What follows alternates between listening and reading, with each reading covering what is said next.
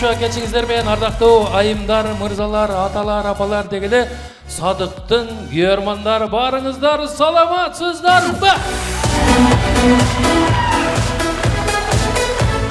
Универсал командасында дагы бир тарых беттери жазылды десем жаңылышпайм. Универсалдын эң кыйыны, красавчиги, элдин жүрөгүнөн түрөн тапкан, кайсыл тамашаны болбосун майын чыгара ойногон биздин кыяматтык досубуз Садык Нишанбайұлының жеке концертине кош келипсиздер.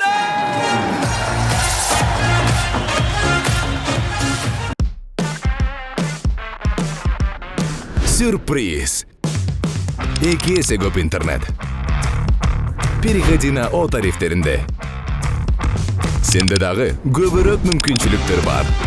Көбүрөөк баарлашуу, көбүрөөк көрүү, көбүрөөк ырахаттануу. Жазды О мобилдик оператор менен тосуп ал. Садыктын концерти болуп атса, Калыбек менен Тайыр эмнеге чыкты? Булар сахнада эмне кылып жүрөт дегендер болсо айта кетели. Бүгүн концерттин программасы менен сиздерди түшүндүрүп коелу, Түшүндүрүп коелу. Негизи ар бир ырчынын, ар бир артисттин өзүнүн программасы болот. Ошогондой эле биздин дагы программабыз менен тааныштырайлы. Башында эле чыга салып туруп, Садыкты чакырып бербейбиз туугандар. Садык бир аздан кийин чыгат, башында ачыгын айтып коелу. Эмнеге десеңиздер, эми бир мисал кантип түшүндүрсөк, бир шофер болсо, шофер эртең менен чыга салып туруп эле машинаны жүргүзүп айдап кетип калбайт го. Кишини кызытыш керек. Машинанын суу кызып, майлары айланып, печкеден ысык айдап калгандан кийин айдай турган болсо, машина көпкө чейин бузулбай жүрөт экен да. Ошол сыяктуу эле но сахнаны биз азыр Садыктын машинасы дей турган болсок, мен ошол машинаны кызытып аткан болсом, Тайыр, мен эмне кылайын? Сен барып айнектерин арчып турбайсыңбы? Лап ойладым. Лап ойладым. Арчып берейин, сен жүргүзүп нарак менен карай бер. Калчап койсуңдар, Тайырбек Исмаилалиев.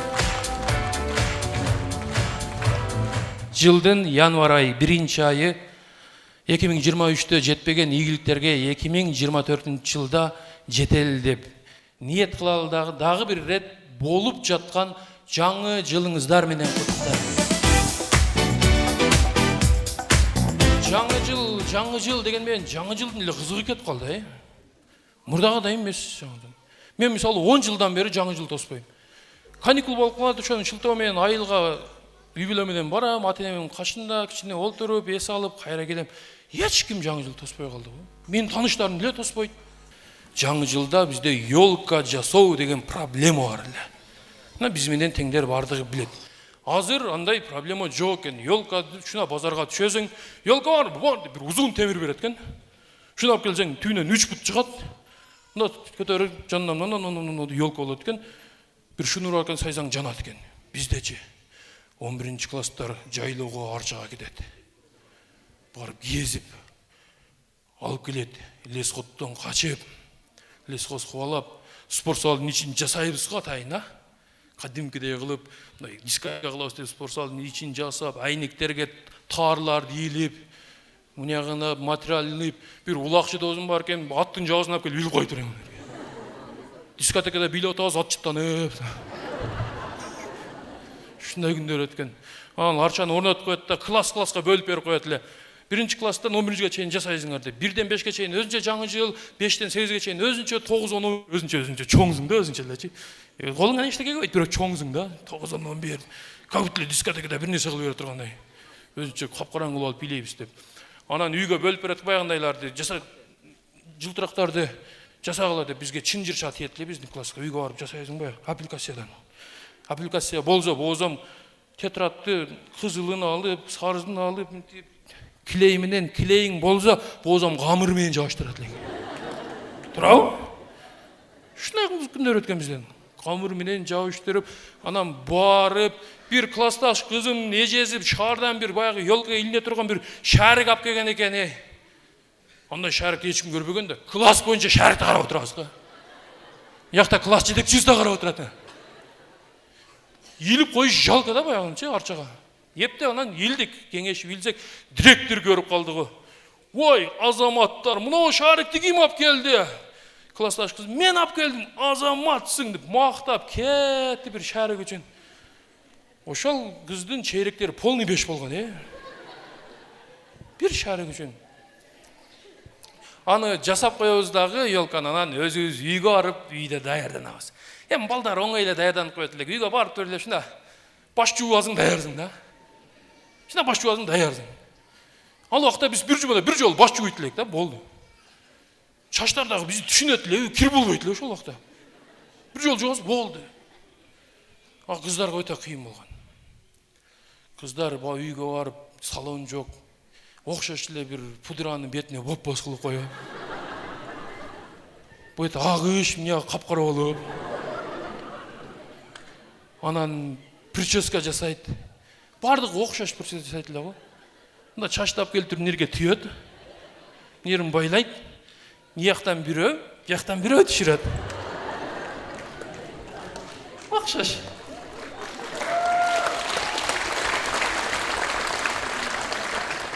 Ошентип түшүрүп алып, анан анын үстүнө баягындай жылтырактардан себет.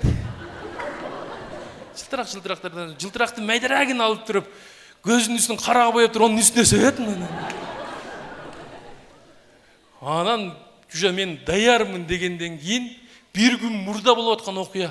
Бир күн мурда даярданып, эми уктасам прическам бузулуп кетет деп отурат го түнү менен. Таң атканча отурат. Эртеси күнү дискотекада уйкусурап жүрөт. Чачнандай. Эми дискотекада вальске түшөсүң, баягы кыз менен вальске түшүп атсаң, кок кыз чачы оозуңа киргизе шириң го. Чачың ыргат эле маны бербесиң. Биягын соруп түгөтүп, секин биягын өтүп аласың. Biz şeker jeydilik de kızar ошондо да.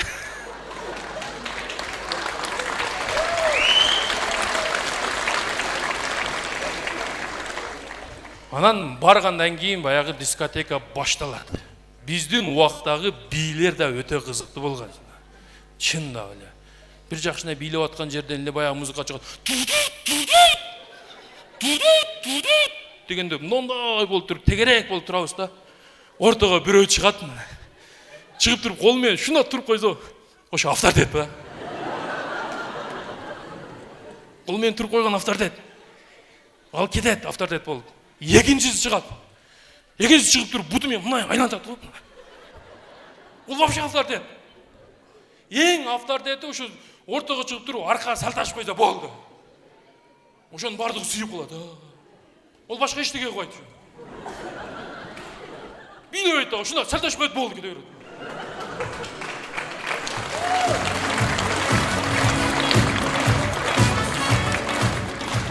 Ошо салташкан менмин да. Анан дагы кандай? Эмне айтасың? Азырбы? Кой ар жерде өлүп калып сен төлөйсүң мени. Ал салмак 100дөн ашып кеткен да. Кийинкиде Кудай берсе өзүмдүн концертин бергенде салташып берем.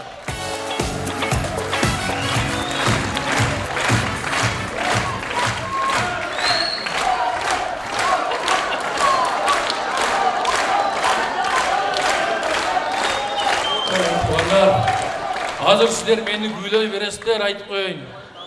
Кокус менин мойнум сынып калса, менин аялым эле кыйын жерде. Силер бир күндө көрүп кетип каласыңар. Жок, алдаган жок, эркекче. Бирок айтып коеюн, кийин өзүмдүн концертин берем мен дагы. Ошондо салташып берем силерге, сөз берем. Доказать этем ошондо.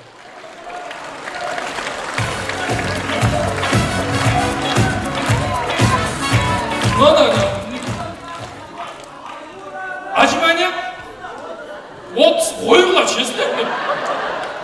Силер концерт көргөн келдиңермичи? Мен ажимания кылдырып, шпагатта отуруп. Так, токтоп туруңлар. Мен салташканым азыр мен монтаждан алып болсо дагы неден көрсөтүп берем. Немеденчи YouTube'да бар Илгиз даярдабы? Жок. Чына турушла. Мен о сценарийни айтып кетип албаймынбы?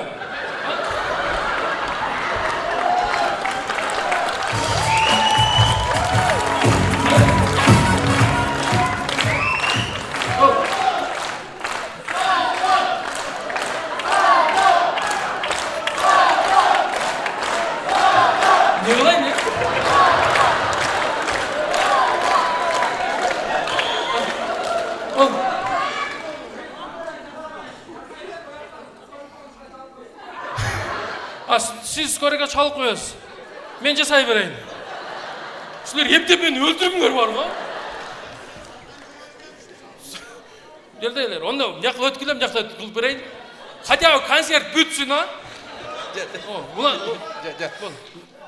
Мен ойлонуп чыктым азырчы. Алдын ала компенсация кокус банчага түшүп калсаң ким төлөйт ошону чечип албайлыбы? Озон дагы 500 жыйып берейлер.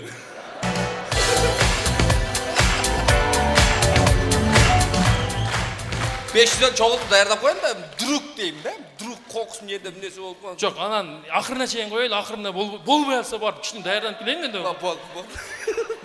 Бas спортивный кийинип. Сценарийни айтып аттым эле, эмнеге кайерine келдим эле? Сальтага келдик да.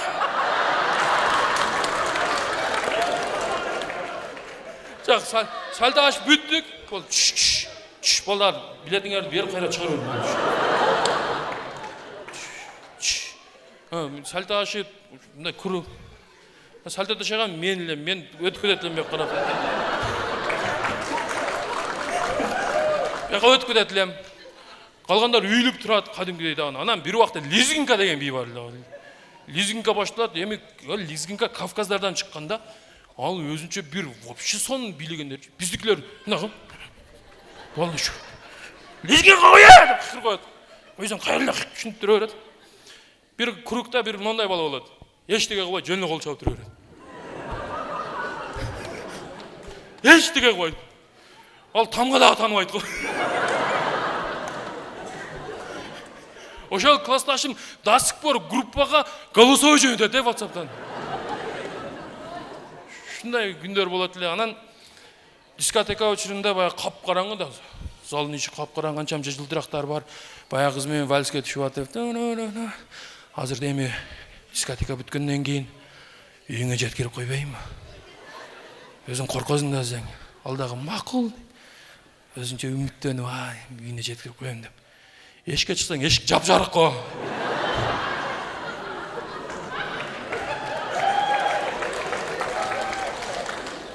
Ошентип эшикке чыксаң, күндүз күндө өзү караңгы болуп бийлеп аткан мугалим чыгат да, баргыла кеткиле. Үйүңөр болду жаңы жыл бүттү дейт. Биз ошол күндү жылдап бир жыл күтөт элек. Андыктан ушундай кубанычтуу күндө жүрө берели. Чоң рахмат.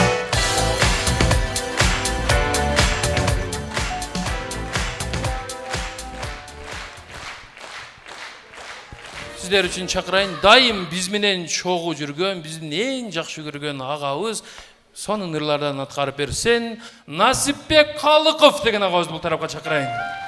Ассаламу алейкум, жалпы эле Садык энемин көрөрмандары, сиздер менен Кудайдын улуу күнүндө жакшылыктарда кез болуп турган ушул ыйык сахнада жолугушурганыбызга жаратканга чексиз шүгүрлөр, мактоолор болсун. Ал эми Садык укама чыгармачылык ийгиликтерди каалайм, ден соолук каалайм. Сөз обону биздин чыгармачылык тапкан, сахнадан тапкан Бекборбиев агайыбызга таандык, дагы бир жакшы чыгармалар болсун. Кабыл алып коюңуздар.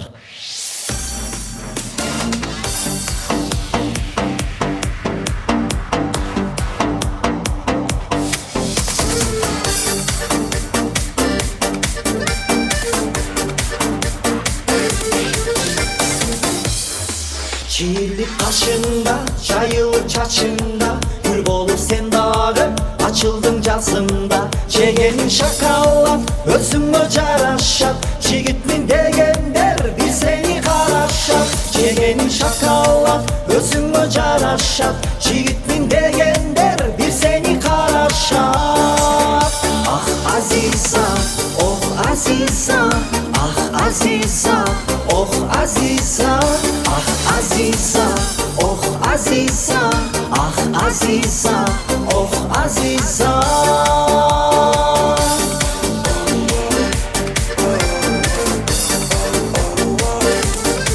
Gül bolu açıla, nur bolup çaçıra, ah benim süygönüm, ah süyüm Aziza. Çegenin balmuzdak, basasın çaldızdak, kız kara koynağım, özüme caraşat. Çegenin balmuzdak, basasın çaldızdak, kız kara koynağım, özüme caraşat. Ah Aziza, oh Aziza, ah Aziza, oh Aziza, ah Aziza, oh Aziza.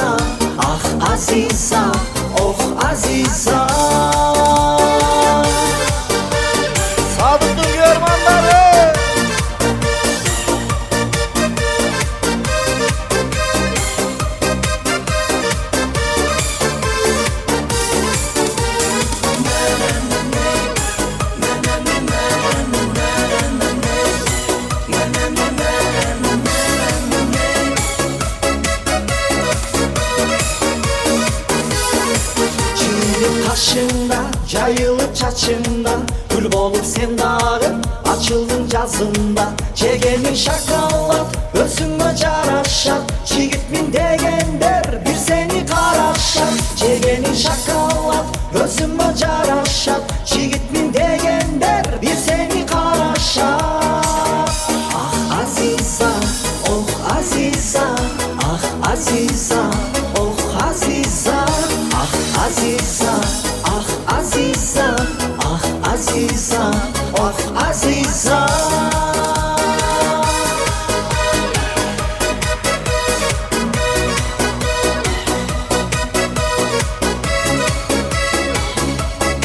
Nasipbek Халыков.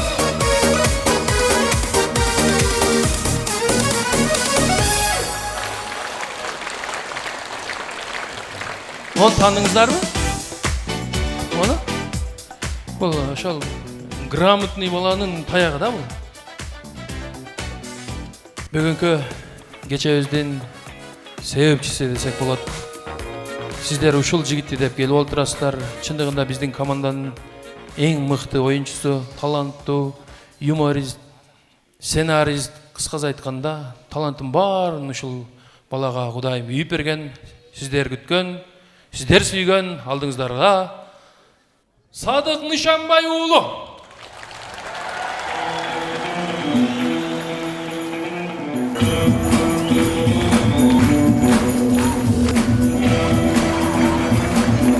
Стоп. Что-то ақырғы соқшашпай қалды. Бір жақшына баштадым, әлі болмай қалды. Мейлі. Ассаламу-алейкум. Ардақты меймандар, құтманды кечиңиздер менен. Бүгін ушул мен концертіме келгениңиздерге абдан разымын. Ар бир басып келген кадамыңыздарга Кудайым өзү кут береке берген болсун.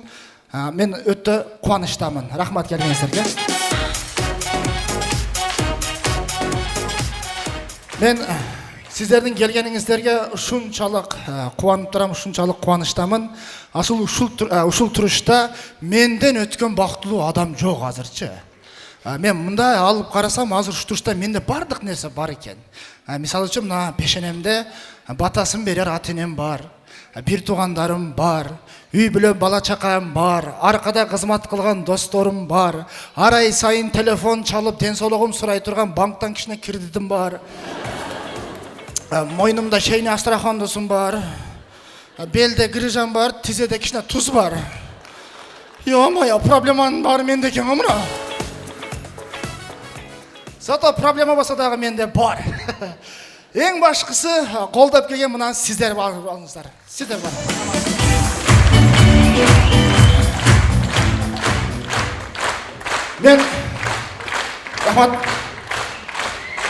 Мен ушул күндү рахмат дегенде токтош керек, рахмат. Өзүнүн белгилери бар да. Мында кандай кол чабыш керек, рахмат дегенде токтош керек. Өзүнүн бандай немелери бар, не символика нелер эле эсиме чыкпады. Орусча билбей, этикетка, эмне бир нерсе да керек. Ушундайлар бар. Жаттаганды өзүм айтып берем, Просто азыр өзүм темаман чыкпай эле коеюн. Мен айтайын дегеним, мен бул күндү көптөн бери ниет кылып келет элем. 5-6 жыл мурда ушинтип өзүм жалгыз чыгып, сахнаны толтуруп, элди баңылдатып күлдүрсөм деген ниет кылат элем. Мына Кудайым буйруп, мына 32 жаш куракка келгенде өзүм жалгыз концерт берип отурам. Мен ооба достор, 32ге чыктым. Бирок бир нерсе айтайын, 32 жаш деген бул неудобный жаш экен, 32ге чыгып өтүп кеткендер билет. 32 жаш мындай же нар эмес, же бир эмес, мындай же жаш эмес, же кар эмес, мындай. Кандай десем, 32 жаш ушунчалык неудобный экен. Мындай жаштарга кошулсаң, сиз аксакалсыз деп төргө отургузуп коет дагы, төргө жакын, көргө жакын деп үстүңө маскырайт экен. Кой мен үстүмөн күлөт экен деп чоңдорго кошулсаң, эң кичине сенсиңө магазинге чуркай койчу деп чуркай коет экен. Болбойт экен. Кандай десем, 32 жаш ушунчалык неудобный экен.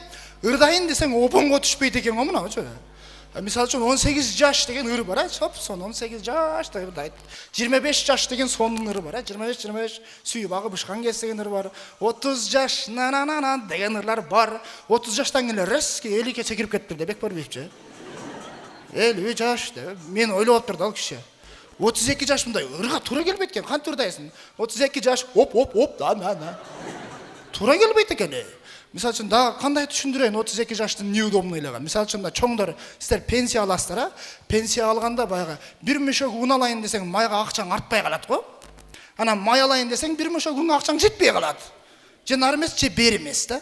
32 жаштагы кандай түшүндүрсөң, баягы чоңоюп калдым, кой, бала чакалуу болуп калдым, атамдын үйүнөн бөлүнүп чыгайын дейсиң, бирок өзүңүн үйүң жок го мына. Шундай экен 32 жаш. Дагы кандай оңой кылып түшүндүрөйүн 32 жаш неудобный экен мындай.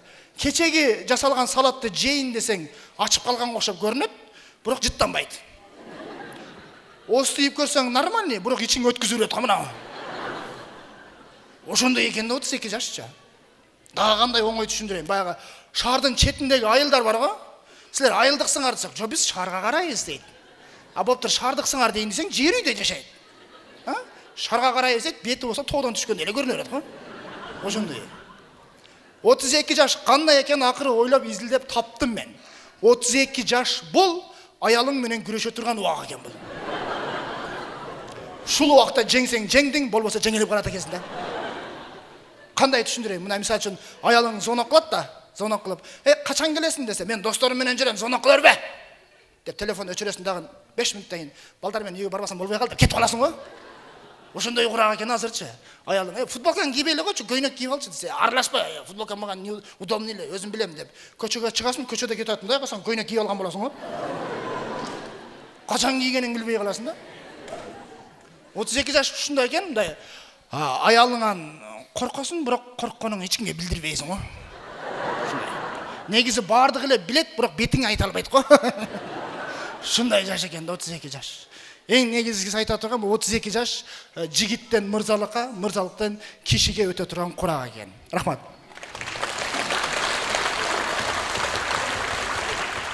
Мен мейли, жашымы айтып алдым. Сиздер кандайсыздар? Жакшы эле келип алдыңыздарбы?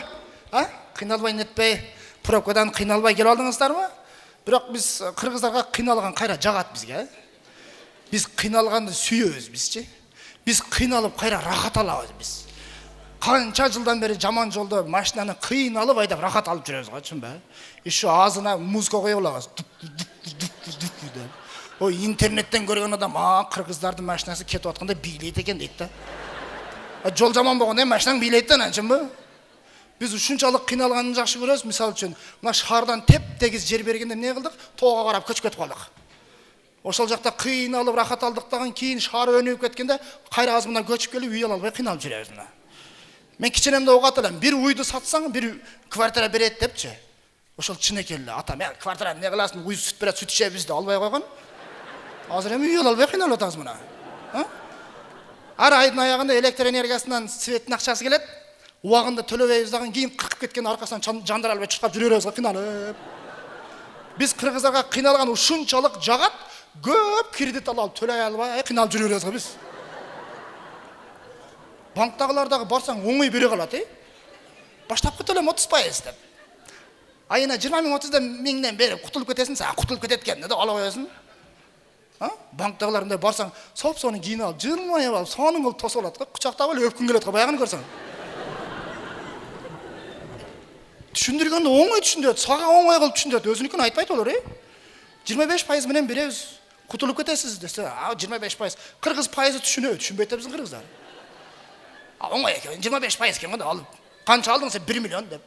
Канча коюп бересиң десе, билбейм, 25% деди го. Акча болгондо берем да деп коюп жүрө бересиң. 25% деген бул 4төн 1 бөлүгү деген турганда билип алгыла. 1 миллион алсаң 250 миң кош бересиң деген бул жылына. Эгер 4 жылга 1 миллион алсаң, 1 миллиондун үстүнө 1 миллион кош бересиң дегени. Аны банктагылар айтпайт. Өлүп кетсе айтпайт. 25%-ны бересиз болду дейт. Биздин кыргыздар ишенчек, документ түзөт го, майда-майда жазуулар болот го. Биздин кыргыздар окубайт ошону, окубайсыңар. Ошону окугула, бардыгы жазылган. Мына чоң кылып жазып койгон. Биздин банктан кредит алсаң, энең тоюн көрөсүң деген жазуу бар жерде. Ачык эле жазган. Аны убагында окубайсаң, кийин ырсычы болгондо барып эмнеге мындай деп талашып жүрөбүз, Бизге мындай кредит алганда, берип атканда, кадимки бекер берип аткандай сүйүнүп барып алабыз го мындай. Алыш оп-оңой, бериш жаман кыйын. Сүйүнүп барып аласың, Bir aydan кейін банктағылар сүйініп келеді. Төлеп қоясыз ба? Негедір кредит алсаң уақыт жаман тез өтеді, алып көрген шығар ма? Вроде кечеле төлеп қойғандайсың, бірақ қарасаң бір ай өтіп кеткен болады да. Банктағылар да ұмытып қалып айтады, бір күн ертең SMS жазып қойды, саламатсыз ба? Сіздің ертең банкқа төлеміңіз келіп қалды. Біздің банкқа келе албасаңыз, сіз жақта жашаған жақын терминалдар бар, осы жерден төлеп қойсаңыз болады. Кәдімгі сен жөнінде қайғырып жатқандай жазып қойды. Атак банктың сенімен іші жоқ өзі. Банкқа барғанға уақыт бар, просто төлеген ақша жоқ та азыр. Ақша өлгір осы банкқа бере тұрған күні жоқ болып қалады, Башқа күндері мындай ақшаң болып, аяққа қоратырың білбейлі, холодильник алып қойсам, телевизор алып қойсам деп талтаясың, айдың аяғына келгенде баяғы ақшаң қаяққа кеткенін білбей қаласың ғой. Не қыласың білбей, анан ептеп чоғылтып, нары берден чоғылтып банктағы кредиттің жабайын деп атсаң, алар сыйқырчы да, мына холодильникті алып қойбайсыз, бөліп төлөө жолы менен дейді. Шәу алып аласың кеңгірем. Ошентип азыр бөлүп төлөө жолу менен бардык нерсени берип калды. Алтын, күмүш, ошол холодильник деле, телевизор, даже машинаны деле бөлүп төлөө жолу менен берип калды. Мен ойлойм да, кийин биздин кыздардын калыңы дагы бөлүп төлөө жолу менен болуп калса кандай болот депчи. Жакшы дейм да. Кудачылык барып, саламатсыздар, биз сиздин кызыңыздын колун сурап келдик десе, сурап келдиңерби? Наккабы же бөлүп төлөөгө деп. Бөлүп төлөөгө алсак кандай болот десе, бөлүп төлөөгө алсаңар биринчи башын аласыңар деле. Сіздер үшін условиялар қаралған. Баш тапқы төлем 30%, қалған ақшасын 12 айдан 36 айға чейін бөліп төлесеңіздер болады. Залогом не қоясың десе, қайненесін деп қайненесін қойырасың. Қайсыл банк арқылы аласыңар десе, мамлекеттік деп мамлекеттік банк таңдап аласың дағы. Кейін төлей ал, 6 ай төлей алып қалып, аялыңа банк алып қойса, балдарыңа не деп жооп бересің деймін да. Ата, апам қаяқта, банк алып қойған деп. Апам банкта иштебейле банк алып койгон аны. Энемчи энең залоктале да балам. Атаң өкөң бир убакта бойдок болуп каласың го. Бирок биздин кыргыздар кыйын, ошондо бир айласын ойлоп таап, бир жеңилин издеп таап көрөт. Биз кыргыздар ушунчалык кыйын калып келебиз. Биз кыргыздар ушунчалык кыйын калыппыз, өзүбүз президент шайлап, өзүбүз айдай беребиз. Биз мистеп кылып. Чегерада мынтык атканда таш менен атып коебуз биз. Biz kıyın degенен bir нерсе айтып берейин. Мисалы үчүн ошол Американын президенти, ошо Американын ак үйүн ремонт кылыш үчүн тендер жарыялаптыр. Ал финалга Кытайлардан өттүр, орустардан өтүптүр, анан бир кыргыз өтүп кетиптир да. Американын президенти Кытайга барып, кандай кыласың бул жагын десе, бизге $3 миллион бересиз, $2,5 миллион расходко кетиребиз, 500 миңе биздики дептир. Жакшы. Орустарга барыптыр. Силер кандай кыласыңар десе, бизге $5 миллион бересиз. $4 миллион расход кылабыз, 1 миллиону биздики дептир. Жакшы да. Кыргызга барса өзү жалгыз турат. Караса шереги жок. Сен арзан эле болсо керек. Канчага ремонт кыласың десе, мага 10 миллион бересиң дептир. Оозун толтуруп айтыптыр. Мынча көп десе, 10 миллиондун 3 миллиону меники дептир, сразу эле. 3 миллиону меники, 4 миллиону сеники, 3 миллион гана Кытайларды заказ алабыз дептир ана.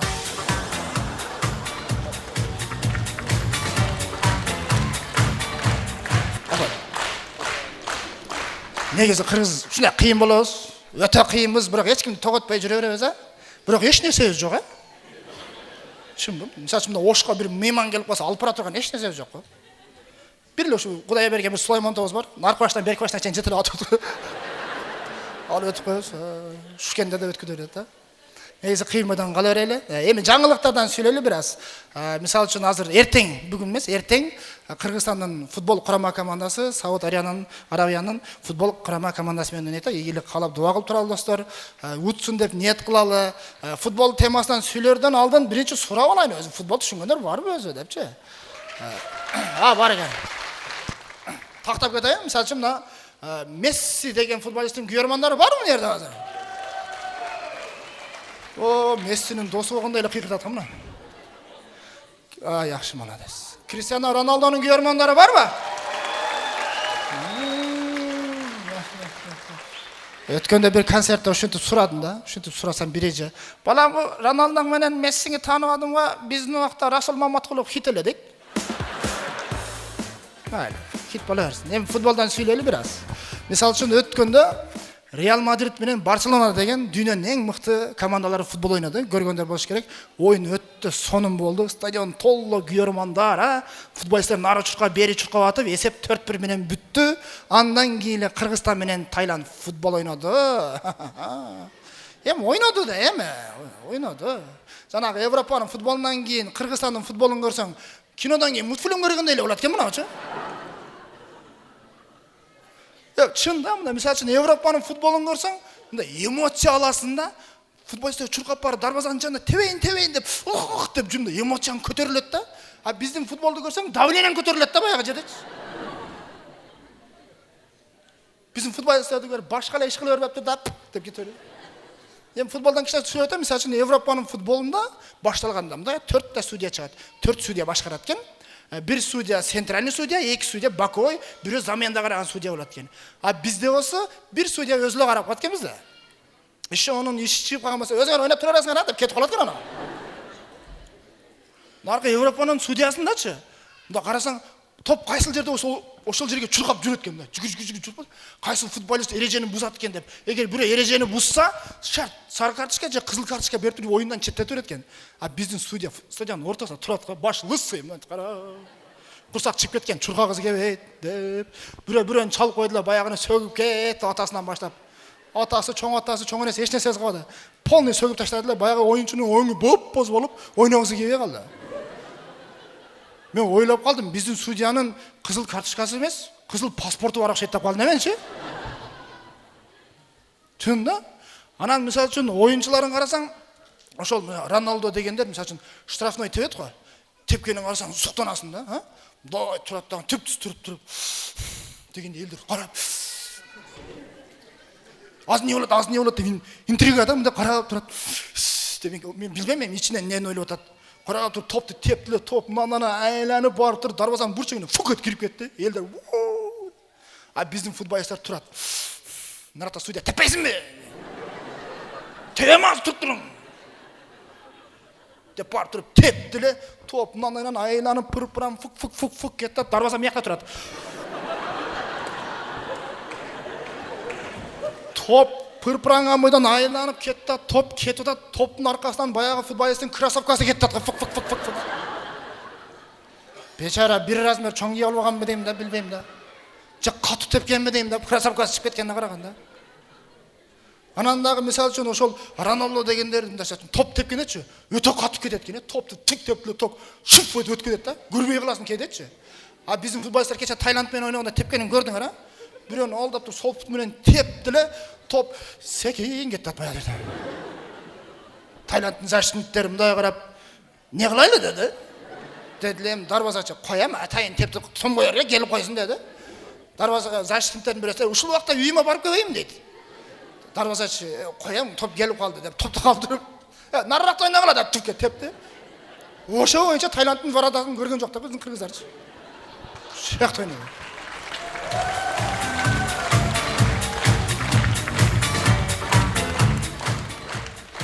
Эме ол Европанын стадиондорун көрсөңчү суктанасың да. Жап-жашыл газон, айланасы таптаза да. Ойногон келет да жанагы. А биздин стадиондо карасаңчы, бир 15 метр газон. Андан кийин 15 метр ажырык. Ажырыктан кийин кичине жапайы чөп басып кеткен. Стадиондун чекенелерин тикенек басып кеткен. Стадиондун аркы бурчуна бирөө кой байлап койгон. Мына бурчуна бирөө картошка эгип койгон да. Ал жакка топ кетип калган болсо бирөө чыгып топту жарып коет. Ойногула бияга. Ошентип атса кантип биздин футбол ойногот чынбы? Бирок бир нерсеси өнүгүптүр, көрдүм. Мисалы үчүн Европанын дарбазачаларында карасаңар чекесинде бир баклажкага суу коюп коет экен, чаңкаганда ичет. Биздикиде ошондой экен. Дарбазанын четине бир термос коюп коет экен. Анан 3-4 пиала коюп коет экен. Пиалага баягы термостон чайды мындан куюп коет экен дагы. Муздаганда алып иче берет экен мына. Мынасы өнүгүптүр.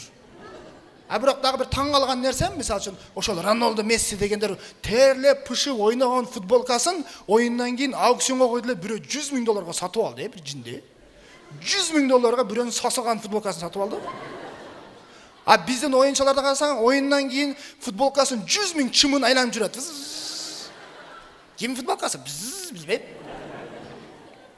Футбол ошондой экен. Анан дагы мисалы үчүн ошол Европанын футболдорунда мисалы үчүн карап турсаңар, ар бир футболчуну 5тен камера тартат екен. Сен бешең дарбазаны тарт, сен бешең чабуылшыны тарт, сен бешең мынаны тарт деп. А біздің футболды көрсең, ойыншысын, стадион гүйірманын қошып тұрып, общий бітті камера тартат. О, жоғырдан. Түп-түз қойып қойған, алыстан көріп отыра бересің. 63 минутқа барып қойғанда оператордың ұйқысы келіп, тиіп қишайып кетеді баяғы камерамда. Арандағы алардың Европаның баяғы камерашылары, футбол тартқан камера башқа, баскетбол тартқан камера башқа, кино тартқан камерасы башқа екен. А біздікін қарасаң, ошо футбол тартқан камераны кешке мал қарасаң той тартып жүрген болады мына.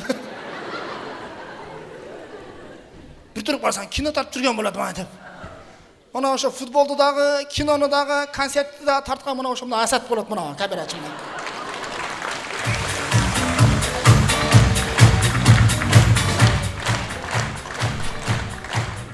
Анандағы айта тұрған нәрсе, мысалы үшін ошол Рональдо, баяғы Мессилер гол кіргізгеннен кейін башқача майрамдайды екен да.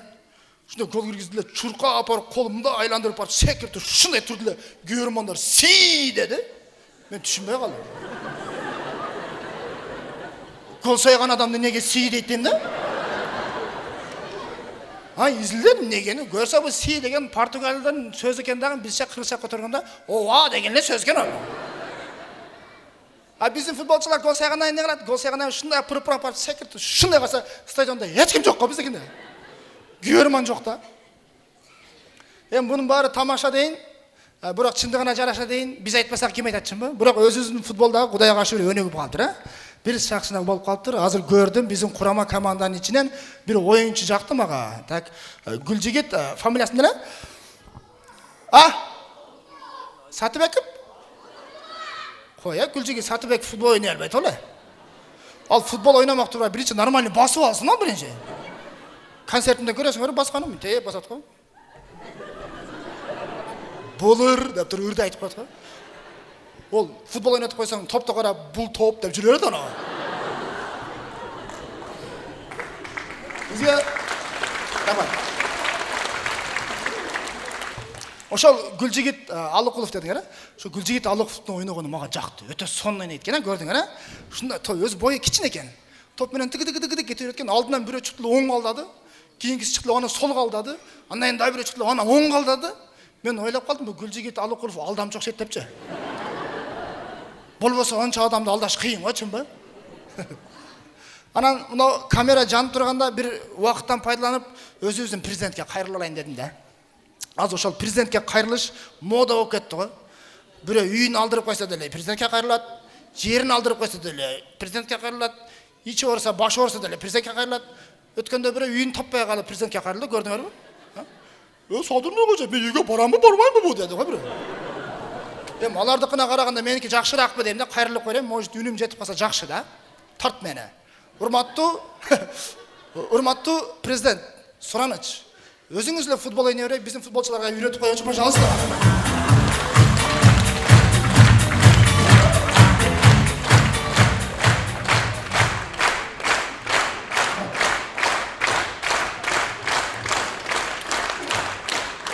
Рахмат. Енді біз дағы чемпион болышты қалайыз да. Рахмат. Мен еме біразға достарымы шақырайын. Қалыбек Тұрдыбаев, Тайырбек Исманалиев. Қол шақырайсыздар.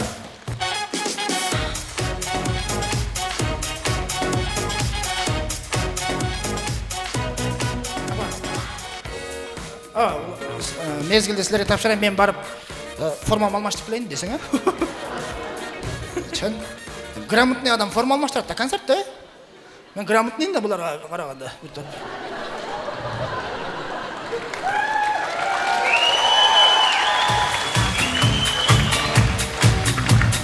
Şu üç nesen balдар ben kettim rahmat. Кетпей турбайсың, şu момент кеп калды да. Ортого турган, грамотный баланы bir көрсөтүп коет окшойбуз. Илиңиз даярбы? Көңүл буруңуздар. Москва шаарында эмгектенип жаткан мекендештер, сиздер үчүн врач-стоматолог Бигалиев Максатбек Эсеналиевич стоматологиянын бардык кызматтарын көрсөтөт. Сиздерге ыңгайлуу баада тиш ооруларын сапаттуударлоо жана тиш салуу, лечение, реставрация, удаление зубов, гигиеническая чистка, брекеттин бардык түрү, протезирование, металлокерамика, цирконий, имплантация, бизде консультация жана рентген акысыз. Дарегибиз метро Дубровка улица Шарика Подшипниковская 40. Демалышсыз 9-дан кечки 9-га чейин. Кененирээк маалымат үчүн телефон 8999 555 84 77. Аллага шүгүр, Тайыр умрага барып келди. Жакында акырындап биз дагы даярданып атабыз. Бир жигитибиз Актилек, барыңыздар билесиздер.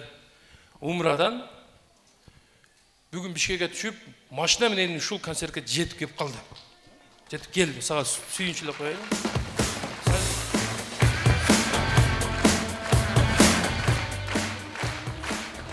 Актилек, каяктасың? Залда отурам деди эле. Залда отур. Келет болуш керек. Актилек биякта экен, кел. Актилек Айдаров. Мен досум, менин жигарым концерт берип атса, мен сөзсүз жетип барышым керек деп. Али үйүнө бар элек.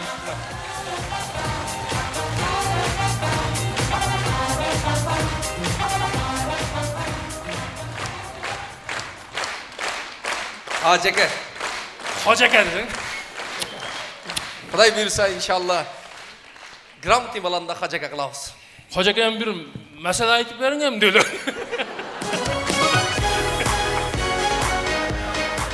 Ассаламу алейкум, жалпы бир туугандар, мекендештер. Биринчиден жараткан Аллага чексиз шүгүрлөө жана сүйүктүү пайгамбарыбыз Мухаммед Мустафа саллаллаху алейхи вассаламга салам салаваттар болсун. Дагы бир ушундай мыкты сахнанын үстүндө сиздер менен жүз көрүшүп турганыбызга абдан кубанычтабыз. Ассаламу алейкум. Анан эми куру кол келбей кыргыз элине зам-зам суу ала келдимде ушуну остигип постарыма билишет. Өзүңүз баштап бериң. Ата Жеңиш Айтеев. Барына жетсин, ич койбоңуз. Onu ne cıttap öyle ötkörür evine.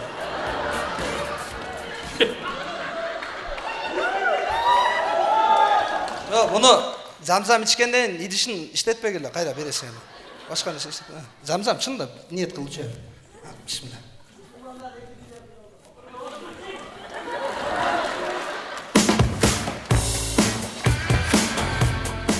Buyursa.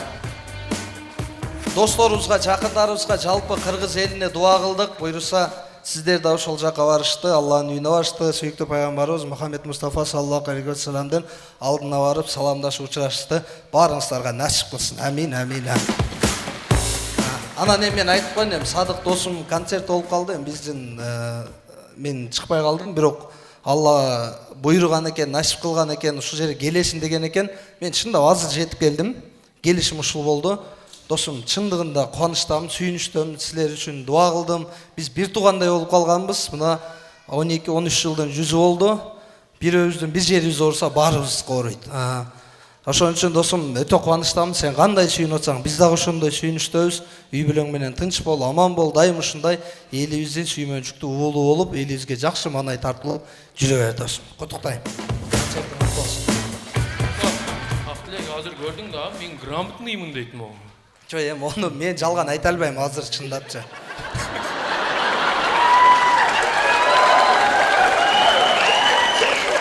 Досум, капа болуп азыр көңүлгө карай турган момент эмес мен азыр. Дага чындыкты айтыш керек деп атпайбы? Мындай жалган сүйлөгүлө дейт. Пайгамбарыбыз дагы тамашаны жакшы көргөн, только чындык менен тамашалашкыла деген да. Мен чындап азыр бул жөнүндө 5 комментарий. Анда токтоп тур. Мен ушуну ушинтип айтышым билип, Атай Тайыр даярдаган. Материалдар даярдаган. Азыр бул жигит 500 сомдон концерт берди, да? Грамотныймын деп реклама берди. Универсалдын эң эле грамотный менмин деди. Деди. Буну бөлбөй эле коеюн сөзүн. Деди. Анан рекламасын көрүп, грамотный баланы изилдеп чыктым. Ошо илгертен баштап кандай грамотный бала болгон, бул кайсы жерге чейин грамотный болуп, анан не грамотный болгон, кайсы жерден өзгөрүп грамотный боло баштаган, болду изилдеп чыктым. Анан Атайдын сүрөттөрдү да даярдап койгонбуз. Эми капа албайсың өзүң. Чындыкты бетке айткан жакшы. Чын сүйлөө, жалган айтпагыла, чындык сүйлөө. 500 сомдон концерт көрөм деп келгендер, барыңыздарга дагы бир жолу рахмат, ыраазычылык айтабыз. Ыраазыбыз.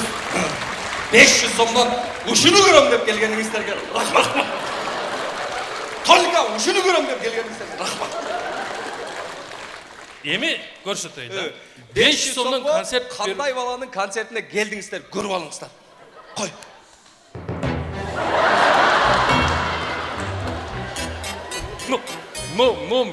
не дейт могу? Бул. Кийин 500дөн концерт койсом келесиңерби? Концертти жөн эле койма 500 сомдо берип кетип калдырам болот. Жок, ар бир нерсенин баасы күндөн күнгө көтөрүлөт го.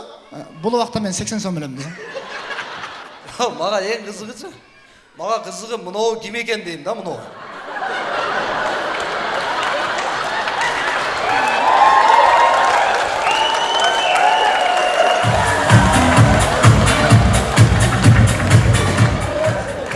Вообще мага бермеппин да сүрөттү көргөндө. Арттагы фон кызыктуу дейт го, бу жанындагы фон кызык болот. Бул сен. Тайыр экен. Мен билем го, силер уктап барат элеңер. Могу уктап турган. Берде Эмил деген баланын Адисейиндей барганбыз. Эмил досубуз Каныбеков Эмил. Эмил барсыңбы? Сен да билесиң, тура. Бул жерде эч ким жок экен туугандар. Ажакада ол жатканчы. Мына Садык деле азыр касмышын кийип турат го, ушуну болот дейм, секин. Секин оңолуп 5 убак намаз тургузабыз иншалла. Секин оңолуп. Кийинки сүрөттү коёр. Кийинки сүрөт. Мына 500 сомго концертке келгендер рахмат сиздерге. Рахмат. Кийинки сүрөт.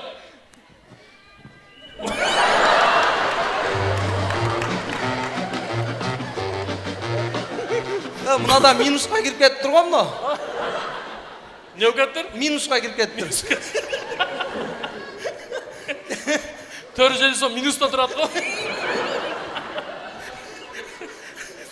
Şu грамотный бала да бул.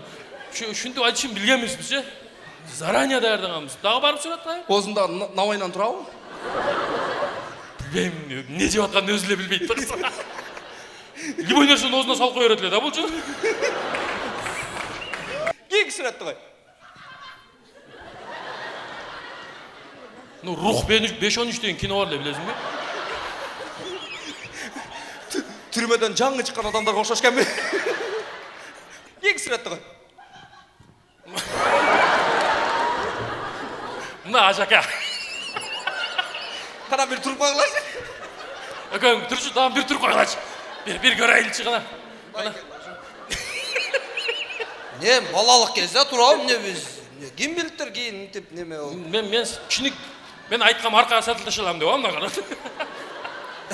Садык досум, кыйда эле неме болгон экенсиң. Калбектин ачкысы барасың. Бул ачкыны общий тагып чыккансыңарбы, э? Жок, мындан Жок, бирөөнүстөн. ушул жерден билинеттен неграмотный деген. Басың ачкынын кашын кошуп тосуп алган мына.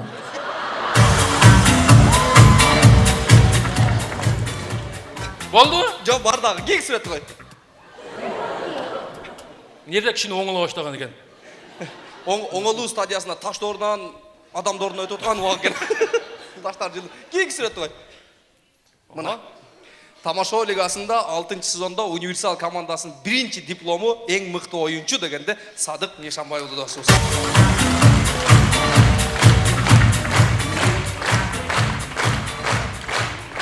Бирок түстү кара, дагы эле мен неграмотныймын деп турат го.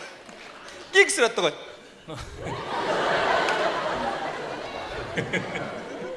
Ушундай сүрөттөр бар бекен бизде, э? Ооба да. Садык ушундай куник белең, э? Бирөөнү маскарлайсыңар, э? Садык мына жака коркутуп атса, экөөңөр биякта эмне коркутуп атасың? Неграмотный да булар. Сен алдыны карап турасың, булар мына жакта эле нефтем эле. Бу бушактан коркутуп кое берет эле, э? Жок, мен По-моему, биякта сен бар окшойт элең да. Жок, экөөңөр эки башка коркутасыңар. Мына тайыр мына жактан коркутат, э. Болду? Кантсе дагы 500 сомго Садыкты көрүп келем дегендер рахмат.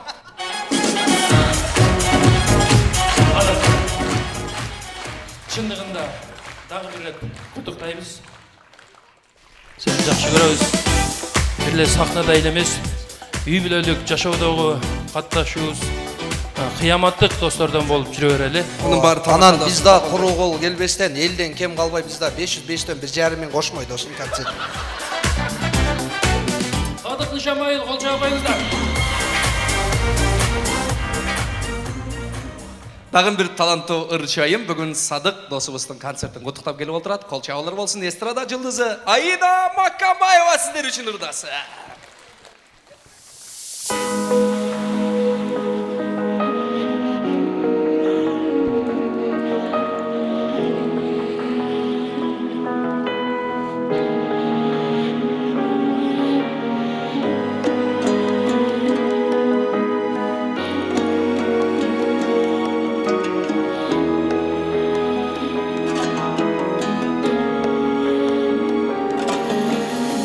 Асман көкті жалқыған,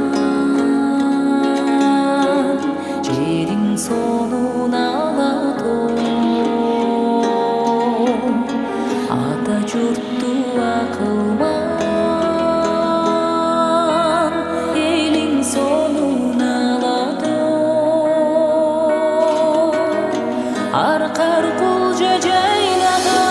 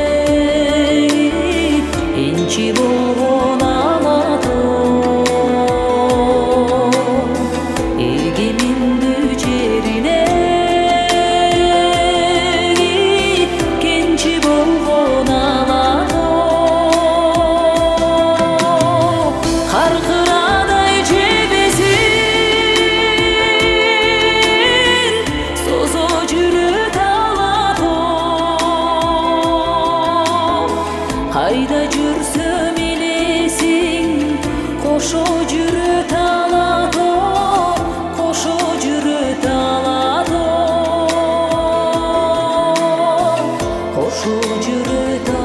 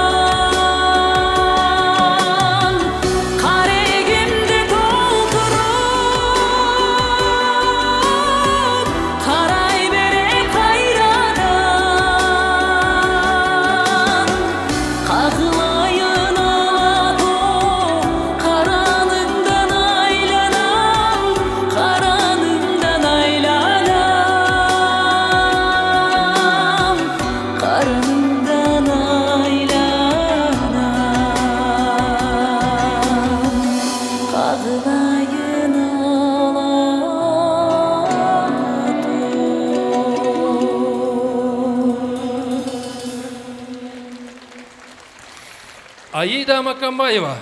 Шорапат бар болыңыздар. Көңілдүү жигиттер күлкү долбоорунун президенти Кадыр Жарматов. Хош келипсиздер. Ушундай көңүлдүү жигиттер күлкү долбоорунда көптөгөн шакирттерди тарбиялады, көптөгөн командаларды тарбиялады.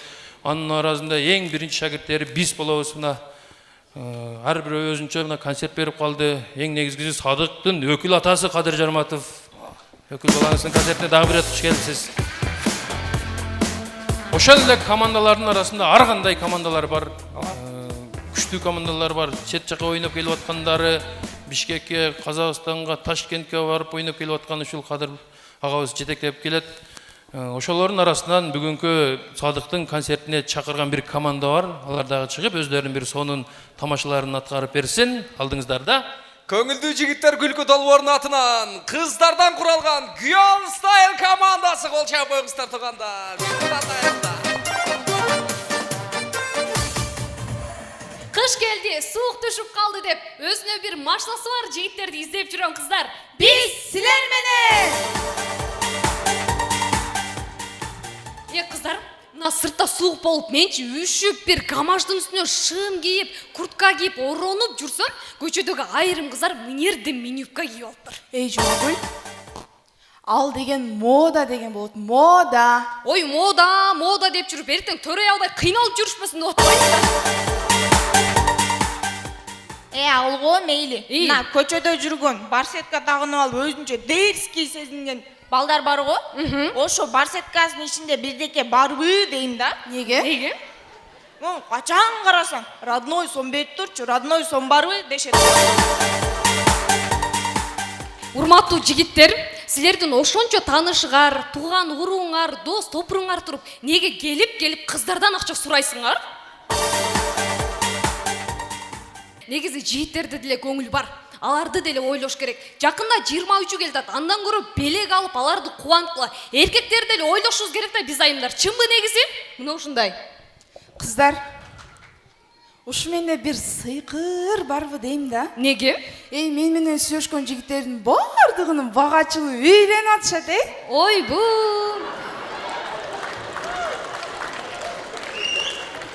Ой, мына кызда самооценка деген мин го, Шахида.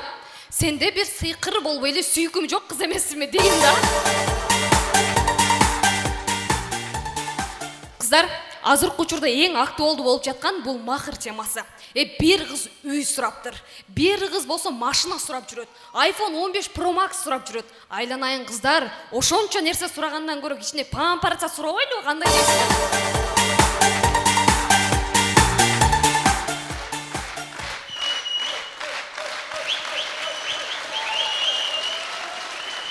Чоң рахмат.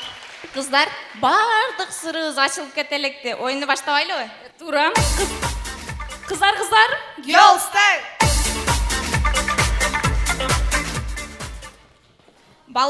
Кыздардын балдарга айта албаган ойлорунун коллекциясы.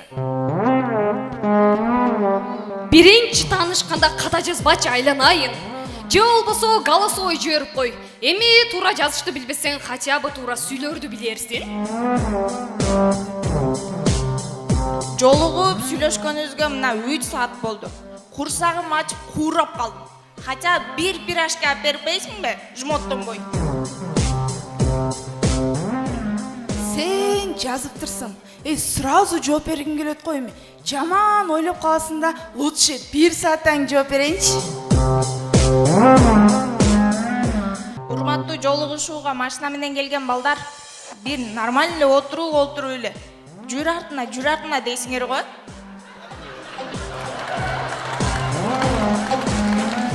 Артында эмне, бала барбы?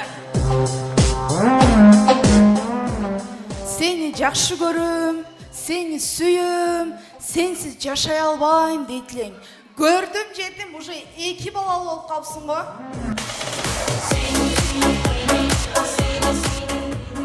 Чоң рахмат. Албетте, оюндун соңунда эмне демекчибиз? Бүгүнкү күндө концерттин тушо кестүү концертин өткөрүп жаткан Садак агабызды чын жүрөктөн куттуктайбыз. Чыгармачылык ийгиликтерди каалайбыз. Алдыңыздарда болгон Эркетай кызыңыздар, кыздар командасы болду. Чоң рахмат.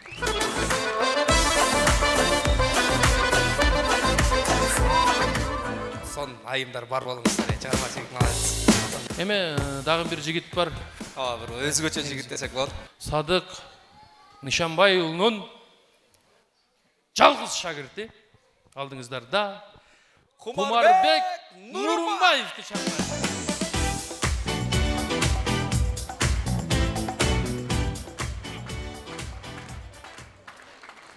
Бисмилlah. О Кудай, шарманда кылбаны. Урматтуу меймандар, мен атайын даярданып келген, мен башкача программам бар. Азыр мен эчтеке болбогондой чыгып кетип, кайра башынан Кумарбек Нурумбаев дегенде каттуу Садык аканын тосуп алгандай бир тосуп алгылачы. Ана ошого нарагын улап кетебиз, Сүйлөштүкпү? Сураныч, бул сураныч биринчи жолу чыгып атам, колдоп коюңуздар, башынан чыгабыз. Анда тосып алыңыздар, сахнада Құмарбек Нұрымбаев.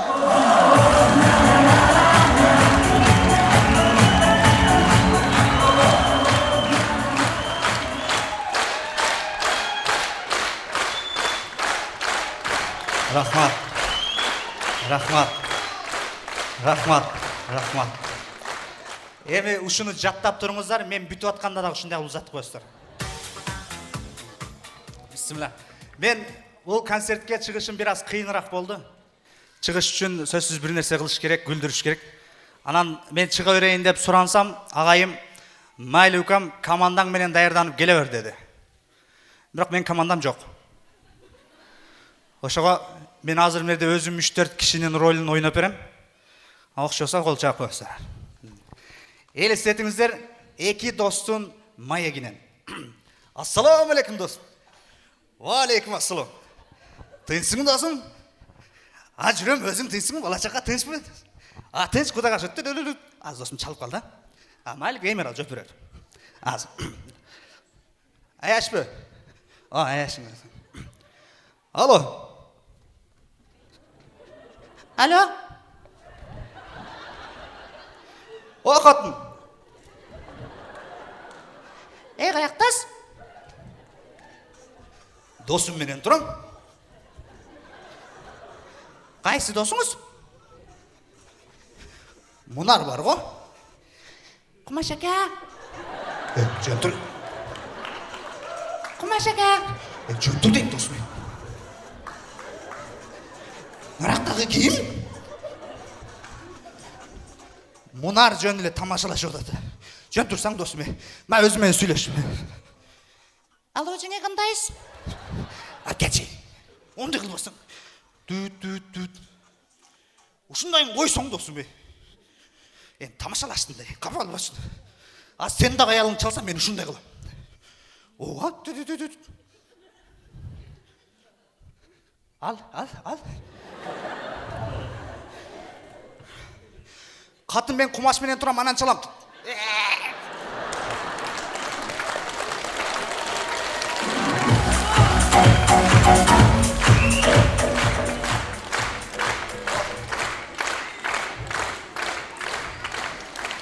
Чарчап қаласың да, айла жоқ үшін. Аз эми чыгып, қалу экелер сураса, 3-4 бала кел ойнап кетти деп койлу.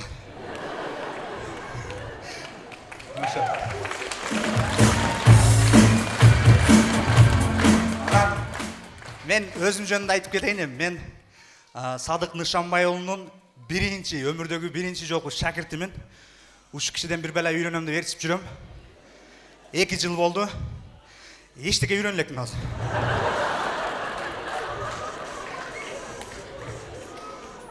Садық ән айтыш ойынша дағы 30 жыл жүрішім керек екен. Мен бұға чейін киноларды вообще түшінген емескем. Өте көп көргем мен. Манисін түшінген емескем. Мысалы, Титаник 2000 жылдары шыққан екен, мен 6 жашымда. Ошоны өле көп көргем, түшінген емескем. Көрсе, баяғы Джек менен Роза бири-бирин сүйіп қалат кен олар, Мен оларды бір туғандарды ойлап. Мына 2 бір туған кеме чөгіп кетіп, жаман қиналды деп мен.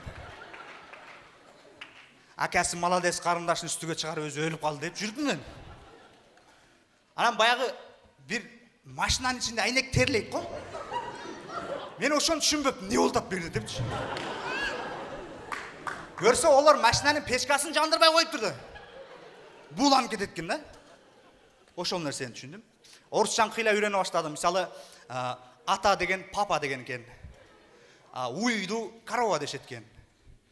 Көп тилдер үйрөнө баштадым. Анан түшүндүм, орус тилинен караганда биздин тилибиз бай тил экен да. Көп. Мисалга алсак, менин атамдын бир туганын аба дейм, досун аяшата дейм, апамдын бир туганын тага дейм. Орустар ошонун бардыгын бириктирип дядя деп коет экен.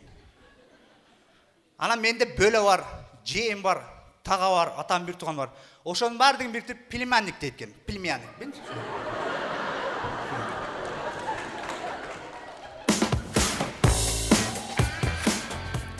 Дагы бир мисал айтып берем, мисалы. Орустарда бажа деген сөз жок экен. Мен сұрадым, мен аялым бір туған сіңдесінің күйесі саған не болады десем, таппай қойды бай орыс. Сен орыс мескесің дедім баяға. Ошондай. Анан да не айтайын дедім да? Неме деген. Сөз бізде ушундай екен, біз аялды аял, ойнашты ойнаш деп екіге бөлөбүз ғой. Олар ортада бирле сөз екен. Любимая, анан любовница болуп бөлө калат экен да. Кейде шаташып кетиши мүмкүн. Өкүнгөн жерим болуп калды, бирок тилди үйрөнүп атып, аялым чочутсаң орусунан орусча сөз чыгат ачыгында. Орус тилди болуп чоңойгон үчүн бир магазинге кирип калдык, кыз дагы орус тилдүү кыз экен. Экөө бири-бири менен орусча сүйлөшүп атат. Мынакта кыргыз тили жалдырап карап турат баягынчы. Не деп атат деп. Анан карындашым кыргызсың десем кыргызмын. Мен аялым да кыргыз. Өкүңөр бири-бириңер менен кыргызча сүйлөсөңөр болбойбу дедим. Нам так удобно дедим. Мага неудобно дедим мынакта туруп. Айтайын дегеним, орусты сыйлайлы, орус менен орусча сүйлөшөлү. Өзбекти сыйлайбыз, өзбек менен өзбекче сүйлөшөбүз. Англисти сыйлайлы, англис менен англисче сүйлөшөлү. Бирок кыргыз менен кыргыз бири-бирибиз менен кыргызча сүйлөшөлү сурамыз.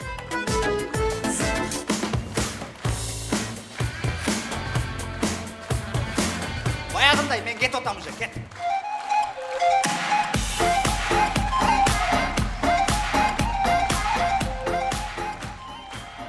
Тосуп алыңыздар, бүгүнкү концерттин негизги күнөөкөрү Садыр Нишанбай уулу кайрадан сахнада.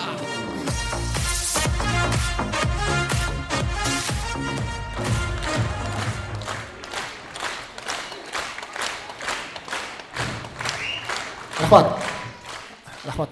Айттым ғой, рахмат дегенде тоқташ керек дедім. Рахмат. Бұл мен екінші грамотный формам. Жарашат бақан? Соным ғана. Жарашат та маған ғой. Маған любой нәрсе жарашат. Спортивқа киіп алсам деле жараша берет. Майка киіп алсам деле жараша берет. Маған бір нәрсе жарашпайды деген сөздің өзі жарашпайды деп ойлаймын. Бұл жерге не деп жазыспайды жүр? Бұл темалар екен. Мен өзім сөздерім баштардан алдым. Біраз демөрчүмө сіздерге таныштырып өтіп кетейін. Видео өткізіп бар ма? Видео? Ошончо акча бергенден айтып қойды жын ба? Концерт бүткенден айтпадым ғой, билбейм, ұмытып қалыппын десең. Clean water. Бұл біздің шаарыбызга таза су. Не?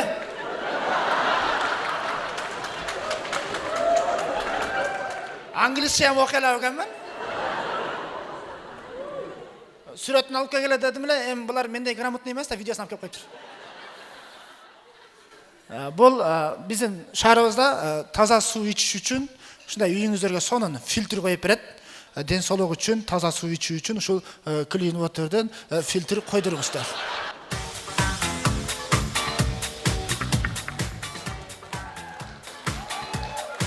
Ушундай. Бирок чын туугандар, мен кече бир сөздү окудум. Эгерде дейт ошол витаминдерди ичип, алма, мөмө жемиштерди жеп, ошолорду өзүбүздүн ден соолугубузга пайда дары катары колдонбосок, эртең дарыларды ошол тамак ордуна жеп калабыз деген сөздү уктум да. Ошон үчүн ден соолуктун камын көрүп алдын ала ошол айтайынбы күлөсүңөр да бит да? Clean Water. Clean Water. Шул фирмадан ошондой үйүңүздөргө фильтр коюңуздар. Мен өзүм да койдум, текшердим. Бул баягы Кытайдан келген, Турциядан келген деп мактанбайт. Жөн гана унчупкай эле коюп берет. Бирок чындыгында фильтрин көрсөңүздөр башкалардан айырмаланып, сапаттуу болуп турат. Коюшуңар менен эле үйүңөрдөн булак пайда болот. Рахмат. Бул мен демөрчүм. Берген акчаңа да актадым окшойт десең. Экинчи бул менин өзүмүн жеке жашоодогу демөрчүм. Экинчи видеону коюп, экинчи. Бул эмес, бул менин катыным бу. Мен аялым. Аялым ушундай, бул жөнүндө да бир аздан кийин дагы токтолуп өтөбүз. Ушу үйдө жасалган үй мантысы, эт манты, картошка манты, аралаш манты, ашкабак манты, тоңдурулган манты, мынча көп жазып таштагансың. Даяр жайылган камыр. Азыр заман өнүгүп, ушу үйдө эле олтуруп, ушул манты, камыр даярдап, интернет аркылуу ушинтип сатып атат. Кече барсам, бир жумада 30 миңдей чогултуп койгон экен, шап алып туруп өзүм кийинип алдым. эгерде кантип байланышабыз дей турган болсоңор, алдыдагы интернет Instagram аккаунттары Хайдарова 19, Мантым 2. Болбосом телефонго чалсаңар мен алам.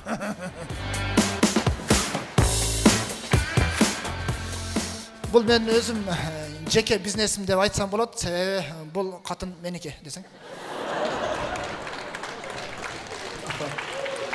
Мен грамотный таягым о, яка барып кайыпмын го. Мен бул таякты неге ортого алып чыгып берем, анча-мынчасына табышмак болуп аткан болсо керек. Просто мен ушуга үйрөнүп калгам да. Үйдө мал байлагандай эле. Ушинтип. Так карабайм деле, бирок ушу жанында турса дух берип турат магачы. Анан мен ушул жерде айтып коеюн, ушул концертти коем деп даярданып баштаганыма 1 ай болду да. 1 айдан бери концерт коюна даярданганда мен 2 кичинекей кызым бар. Алар дагы мен атам концертинде ырдайм, бийлейм деп даярданышкан. Эми ырдатпай эле коеюн, себеби тили жакында эле чыкты. Ырдаганы мен баары түшүнбөйсүңөр. Себеби минтип ырдайт да. Атам бий жанчы мана деп ырдайт да. Андан көрө жөн эле бийлетип коеюн, 1 минутталык көрүп калсаңыз. Бас. Оппа.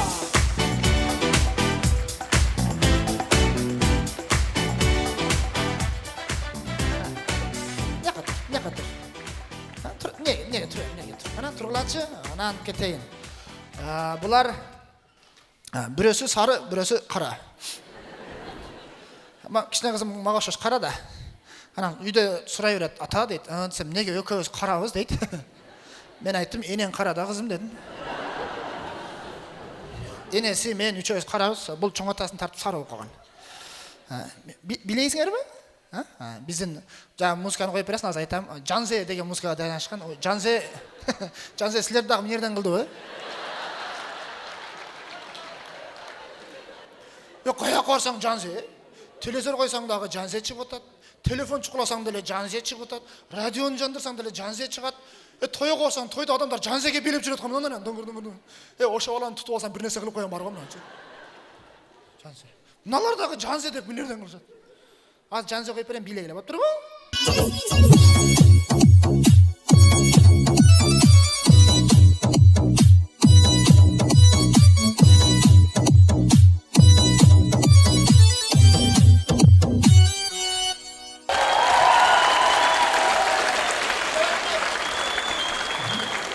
Молодец. Sen kimden kızsın? Atam. Gördüңөр. Sen kimden kızsın? Atam. Gördüm. Kimden canında olsa oşan aytıp koyuyor Türkler. Oldu, bari vergile var. Apan canlı var. Oy молодец.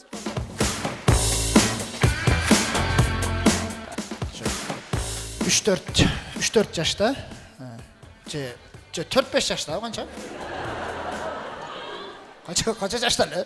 Oh! Oy rahmat Ayşine, rahmat. Kim var? Aman tur atıyor böyle. Ayşine bu orta oturup kalıp burada. Al geliyor. Rahmat.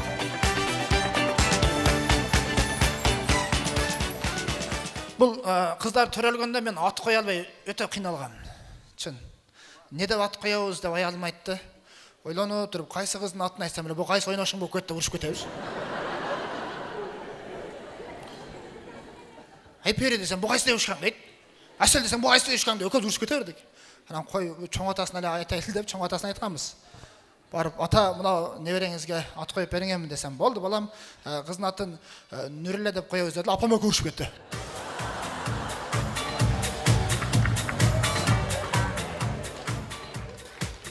Алардын историясын экен билбейм деме. Чынбы. Атаңан кантип сурайсың? Атам мурда жаштыңызда не болду деди, а? Же 1,5 жыл сүйлөшөсүң атаңар менен. Айтып береби? Балам биз жаштыгыбызда кыздар менен жүрүп деп айт да, чынбы? Болгон. Ошентип атыр, анан чоң энеси койгон, чоң кызым аты Айбике деп койду. Кичинесинин атын Аяна деп койду. Рахмат. Эми айта турган нерсем, кыргызда баягы жакшы сөз бар го, кыз бала атасына жакын болот дешет, ушул нерсе чын экен. Мен ойлонуп, неге кыз бала атасына жакын болот деп ойлонуп көрсөм, таптым акыры. Не себебинчи?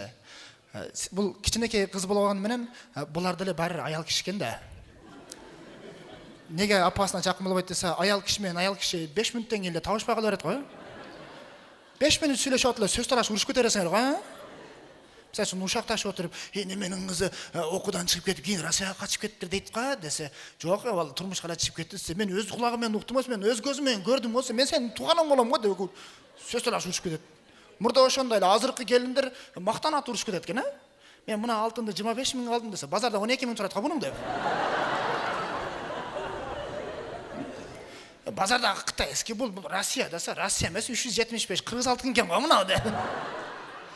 Баа алтында кичинекей цифраны жаман тез көрүп коет экенсиңер, Мен оны кармап издеп атып, кана, мынабы деп атып зорго көрөм десеңер, бирөөнүн мойнундагыны менин аялым көрүп коет да. Мындай өтүп кетет, алтын кыргыз экен деп коет да. Ошентип анан аял киши сөз талашып урушуп кете берет, башка кыла берет депчи. Мисалы үчүн ошо кыздардын деле үйдө апасы менен кээде сөз талашып урушуп калат да. Ой. Рахмат.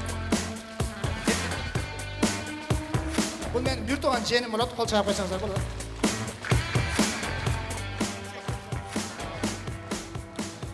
Бул менин гүл секторум болот десең. Ушинтип гүл ташыйт. Рахмат, мен кайра улантып кетерин, эстеген жермен.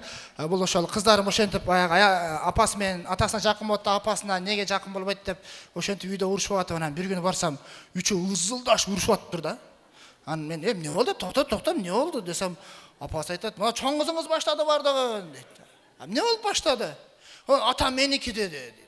Мен ошонукмун, анан кимиким? Десем, "Анан мына кичине кыз жок, ата меники" деди. Анан ошентип экөө урушуп кетти. Сен не кыйкыртасың десем, "Анан мен айттым, ата меники, менин эрим дедим" дейт. Тоол. Кой деп жараштырайын десем, болгудай эмес, ырзылдап атат. Аны апама чалдым, "Апа, мына кара. Неберелериңиз ата меники деп, келиниңиз эрим меники деп талашып атыптыр" десем, "Аларың айта берет, сен меникисиң" деди.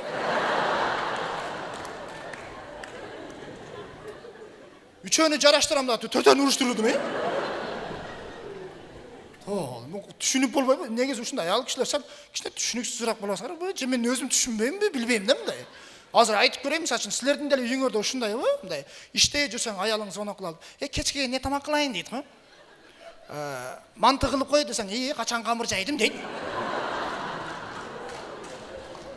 Макул, анда курдак кылып кой берсең, "Майды тамак жегенге айтат." Анда мастыга кыл десең, "Ошо дагы тамакпы" дейт. Анда өзүң билгениң кыла берчи, эптеп бир нерсе айтчы, мен таппай атам дейт. Же айтсаң жакпайт да. Чынбы? Базарга жөнөтсөң деле проблема да аял кишинечи. Базарга жөнөтүп бересиң, телефонуңа сүрөт жөнөтүп берет. "Сизге сарысы жактыбы же кызылы жактыбы" дейт. Кой ушу көңүлү калбасын деп, "Мага сарысы жакты" десең, "Мага кызыл жакты да" дейт. Анда кызылын ала берди десең, "Кызылы арзан экен да" дейт. Анда өзүң билгениң ала берчи, "Сен мага ошентип көңүл бурбайсың да" дейт. Кантип көңүл бурбай коет? Чынбы? Көңүл бурам мен. Аз бир чекеден айтып берейин. Ушунча чыгып калдым, арманым айтып болайын, чынбы?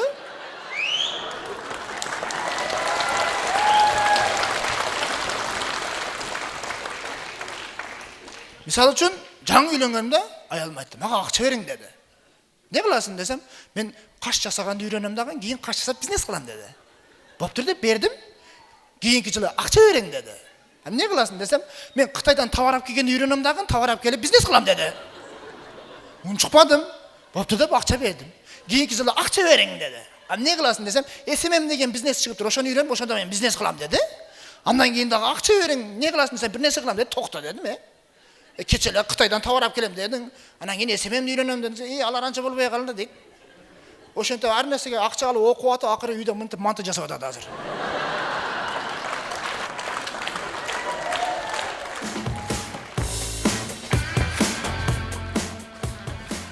Бул бизнес мага жакты бирокчу, жакшы экен. Үйдөн чыкпайт, үйдө кечке отурат.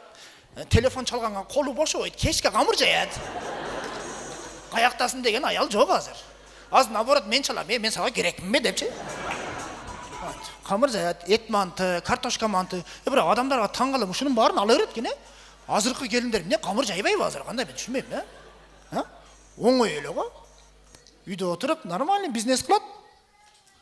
Нормальный пул таап атат. Мен айттым анан кийин аялымачы.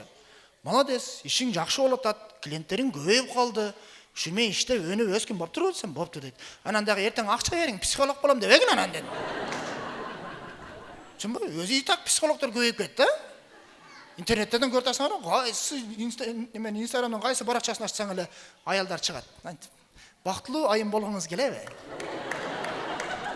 Анда бізге қайырлыңыз. Біз сізді бақытлы қылғанға үйретіп өзгертеміз. Өзін ері жоқ өзін.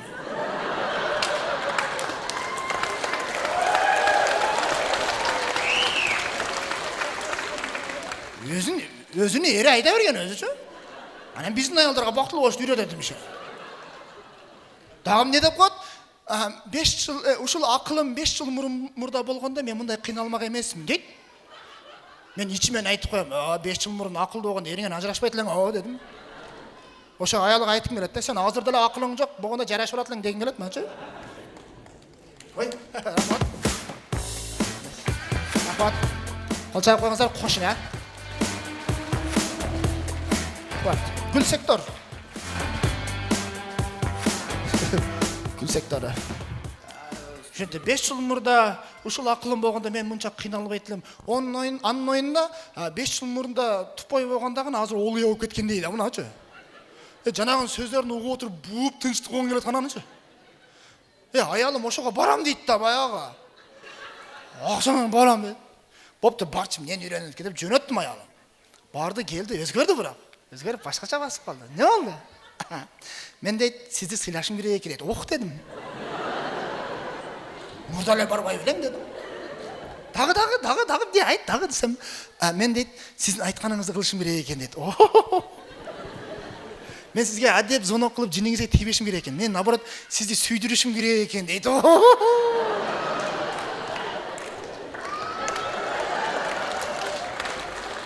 Шетеп, жақшына кетіп атқан жерден, бірақ но деген жерлер де бар екен анын. Анан десем, мен дейді, өзім биік тұтышым керек екен дейді. Тоқта десем, мен дейді, өзімі бағалашым керек екен дейді. Как будто мен оны бағалап аятқандай да. Анан дағым не десем, мен еме өзгерішім керек екен дейді. Мен айттым, аялым дедім, сен аға бар өзгергенің менен үйде бала шағаң көз өзгербей табыз ғой дедім. Сен өзгергенің не пайда? Жын бұл? Анандағы не деді десем, мен дейді, өзіме жақпаған ішті жасабашым керек екен деді. Ошодан кейін үйде идиш жуылбай қалды. Үйлер тазаланбай қалды. Тамақты кәдімгідей күнде кафеден жеп қалдық. Анан айттым, тоқта дедім, мен дағы өзіме жаққан ішті қылайын десем, қылайырың деді. Ошо идиш аяқ жуғаны, тамақ қылғаны, өзіме жаққан бір екінші аял алайын дедім мені. Аял кіші жаман içi тар болады екен, секен өзгербей тұрған болды ақыры. Пикирінен қайтты. Жоқ, бізде мұрдағы жақшауызылы жақшы кен деді қақыры. Өзгербей тұрған болды. Чында мен мында, мысалы үшін мұрынғы апаларыңызға қарап көрсең, психологы жоқ өлі, бір жақшын әлі бақтылы өлі жашап келтеді ғой, чын ба? Біздің апаларымыздың психологы қайненесі болғанға біздікілер. Мотивациясы талау болған, Мен білем да, мысалы үшін апам 1 гектар пақта қарайтылы, 50 сөтік тамекі қарайтылы, 40 сөтік семічке, 40 сөтік жүгіре кетілік. Мұнасаға менен. Еме, азырқы келіндерді 50 сөтік, 1 гектар, 40 сөтік деп жүрегін сықпайын. Bir 2 қатар помидор деген белі сынып қырат азырқы келіндерінше. Үйде 4 пиала жуалып, ай башым дейді қомда. Башым орып қалды деп. Үйде еш қылыштан зерігіп, үй тазалағаны бандай адам шақырады. Келіннің бір нәрсе деп, оны реклама қылып қойды дағы. Келі үй тазалап кетеді.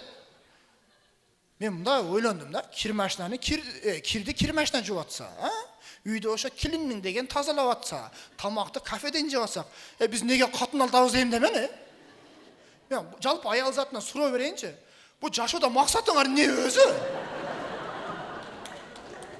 Біз еркектерден не қалайсыңар, Біз бечар еркектерден.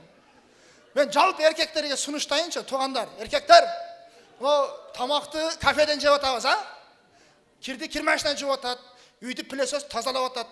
Давайте бір бала төрей тұрған аппарат ойлап табыз. Мен схемасын түзіп қойдым. Қойып бер. Өзімше іздеп таптым. Мұна. Соның бала төрей тұрған аппарат. Жақшы да, қаяқта жүресін деп звонок қылбайт мұна. Қачан келесін деп звонок қылбайт. Шуба алып бер демейт. алтын алып бер дебейт. Сонында баланы салабыз, 9 ай дебей, сразу 1-ші класс болғанда шығарып өз айырдан. 1-ші классқа чейін үшін ішінде жүре береді.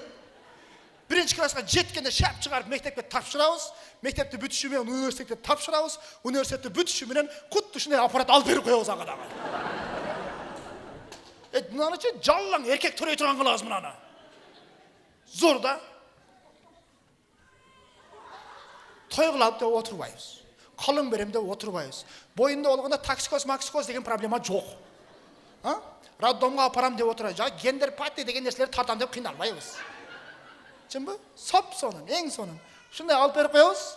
Әрбір еркекке тапшырамыз. Егерде ақшасы жетпегендер болса, айына бөліп төлеу жолымен тапшырып қоямыз.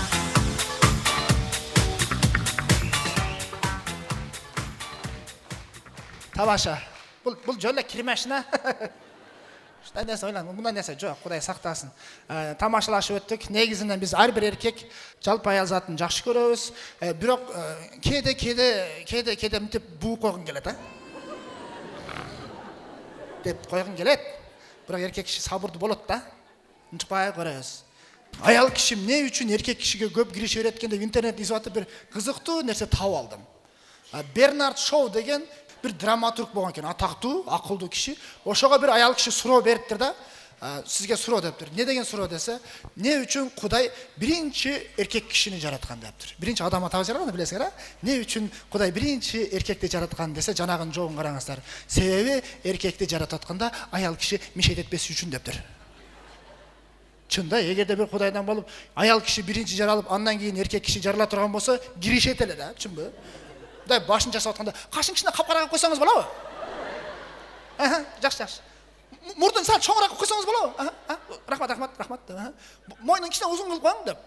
Кирешеп ананы оны бергенден кейін сәкен, бір ай жашап, бір айдан кейін қайтып келіп, мынаны кішіне өзгертсе бола ма деп алмаштырып мына аял кішілерді. Таңғаларында дағы бір нәрсені айтып қояйын, бізге ең бір жашауда плюс болған нәрсе, бұл баяғы аял кішіге, еркек кішіге берілген нәрсе де белек та. Аял кіші күйесінің разылығын алса, анан бейішке түшеді деген сөз бар, Құдайға шүкір жақсы үшінде оқыған, Қоқыс бір нәрсе болып қалып, қоқыстан болып та. Аялының разылығын алсаң, анан бейішке түшесін дей тұрған болса, бір дағы еркек бейішке түшпейтіле қоған. Тұлуылы дозаққа қарап мәлі. Аял кіші бұл жашауда разы болмайды қама,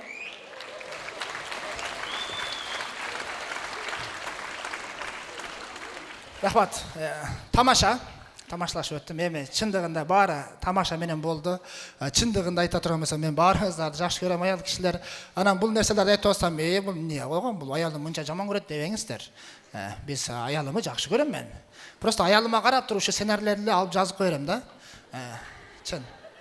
Бұның характері башқа аялдың характері да, чын бі? Чын бі? Башында, misal үшін, өткен оқиғаны айтып берейін. Біз ошо Турцияға барып ойнап келгенбіз да. Ойнап келіп, соным болды, мен сені ойнатып келдім десем, рахмат деді. Бір жұмадан кейін өкөз бір сөз талаш ұрышып кеттік. Мен сізге тегеннен бері еш жаққа шығылекмін дейді. Үшінті сәнен сөйлейсің аял кіші жөнінде жым. Бірақ бүгінгі концертте мен өзімін аялыма арнап ыр жазайын дедім. Антикені мен аялым жақсы көрем. Ықылдава. Аялыма арнап ыр жазайын деп бір жұма ойланып, еш нәрсе жазалбай қойдым. Көрсе мен ыр жазалбай еткем тоғандар. Уйқаш сөздер жазалбай еткем да. Анан ошол ырчыларға қайрылдым. Бірінші Гүлжігіт Сатыбеков деген өзінің ағамыз бар. Ошоға қайрылдым. Гүлжігіт ака, бір ыр жазып берің, мен аялыма арнап өзім концертімде ырдайын десем, мен Садық, мен шашуаттым еле, жанағы Айсанам деген ырым алып ырдай берші дейді. Анан мен айттым, кечірес, Айсанам деген ырдай албайм. Неге деділі? Себебі бір туған жеңемін аты Айсанам дедім. Қантып ырдайым? Десем, өзіңін аялың атына өзгертіп алыр деді. Боп тұрды, анан өзгертіп жазып көрдім. Менің аялым аты Апал. 4 дамадан тұрады. Бірақ салсам, обонға түшпей қалды да. Аз айтып берейін. Апал боп қалады екен де. Апал боп қалады екен. Анан бұл ыр болбады. Қарасам Гүлжігіт ака бош емес екен. Анан Бақтияр Тоқтаровқа чалдым. Бақтияр ака, бір өріңізді беріңіз, мен аялыма арнап ырдайын десем, Садық, мен бір хит ырым бар ғой, білесің баяғы, ай гүлім, гүлім, ай гүлім деген бар, ошаны ырдай берген деділер. Оны да ырдай албайым дедім. Неге дейді? Мен чоң жеңемнің аты Айгүл дедім. Сен апал деген өзгертіп алыр деділер, өзгертсем алдағы болбай қалды. Ырдап көрейін бе? Апалым, апал, апал, пал болғал. Болбай қалды. Ана, Бекборбиевке жаздым. Бекбайке, бір ырыңызды берің десем, Садық, Аселдейім деген ырдырдағын, бұл ыр өте ор салмақты ең сон елге өтімді ыр деді. Ошоны апал деген атқа өзгертіп ырдадым. Татынам тоным балын, апалдайым болғал. Бекборбиевке айтпайлы, аны сәкен өчіріп қоядым. Андан кейін Расул Маматқұлов менен байланыштым. Бір ырыңыз ырдайын десем, болды, мына Жамиляны ырдай бер деді. Болды деп жаздым. Кішкене оқшағандай болды, аялыма жақпады ұқсайды, бірақ айтып көререн. Қарағаттай көзіңден, ай апал-пал. Балдай шеріңдесіңден, ай апал-пал. Күнде саға келемін, ай апал-пал. Сен арабай өтөсін, ай апал-пал. Апал, апал, апал, апал. Болбай қалды.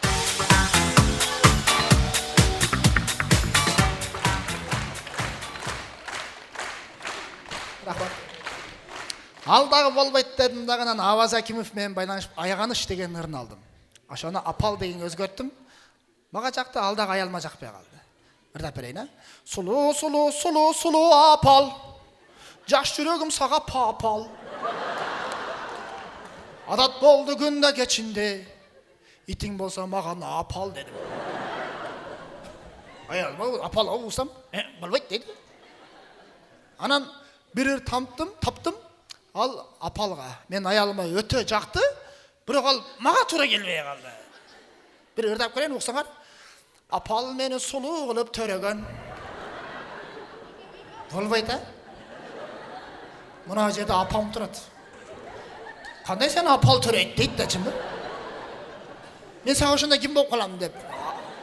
Апам мені кечірмесін. Қой аял, бұл болбайды дедім. Башқа ыр таптым, өте соның тура келді, бірақ ал аялыма жақпай қалды, ырдап берейін. İçpeci апал,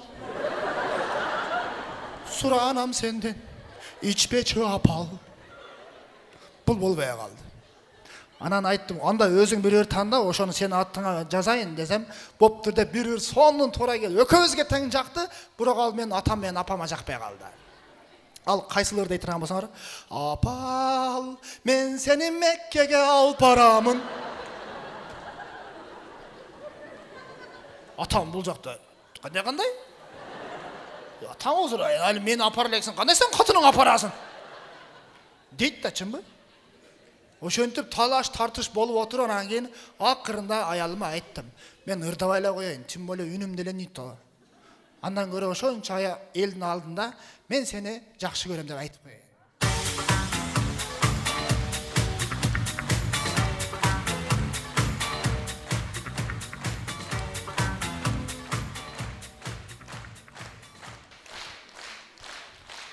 Неграмотныйдан жандырбай шығып тұр. Просто микрофондар мені көре албай атады. Садық Нышанбайұлы үшінші неме болып қалды. Әшінемдағы бір батасын берейін деп тұрады. Бұл тарапқа шақырзақ жақшы болады ле. Айштамда бар. Ой, мен үшін сүйнеш болды. Өмірімде бірінші жол атам келді мен концертіме. Шын.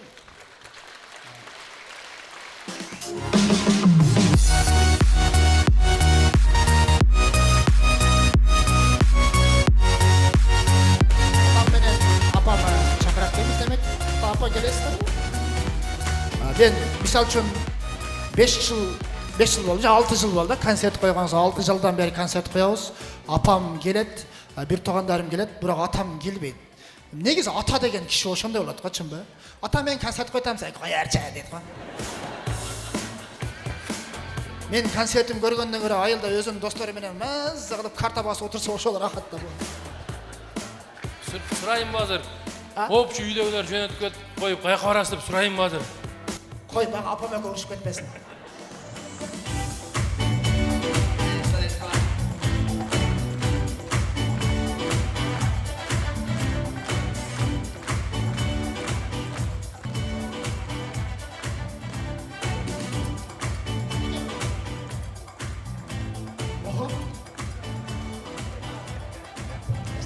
рахмат азамат. Рахмат. Ата, кең экөөбүз тамаша ойнойбуз. Атам менен биз мындайча айтканда дос болуп чоңойгонбуз да. Атам айта берет эле кичинемде мээме куюп койгон, экөөбүз дос болобуз дей берет. Коюңчу ата, дос болобуз дейт. Мисалы үчүн башкалар апасынан бекитип өзүнүн аялына акча берет го. Кутта ошондой эле атам апаман бекитип мага акча берчү эле илгери. Балам дейт, десем, саман пресс турат го дейт, ошонун бир жерине 500 сом кыстарып койдум, ала аласың дейт. Бопту деп мен барып 500 сомду алыш үчүн ошо пресстин полну жыйып коет элем.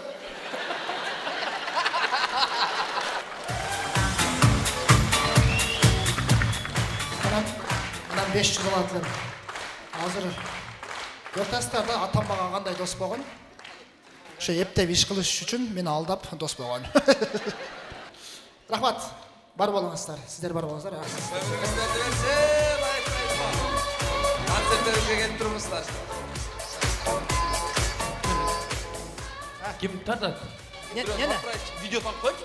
О, Гүлсектор чакырчу. Гүлсектор. Гүлсектор бас. Ой, отуруп. Орнар дейт, Эми ушунча мээнет кылып, колдон келишинче аракет кылдык. Аз болсо көптөй көрүңүздөр. Негизи 500 сомдук эле күлдүрдүм бе? 485 сом болуп калбадыбы?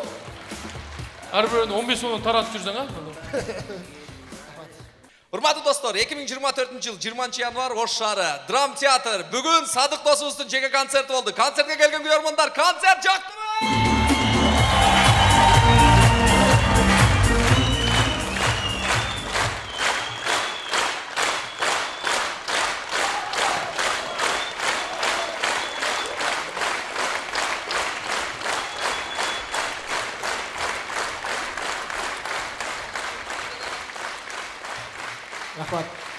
Рахмат.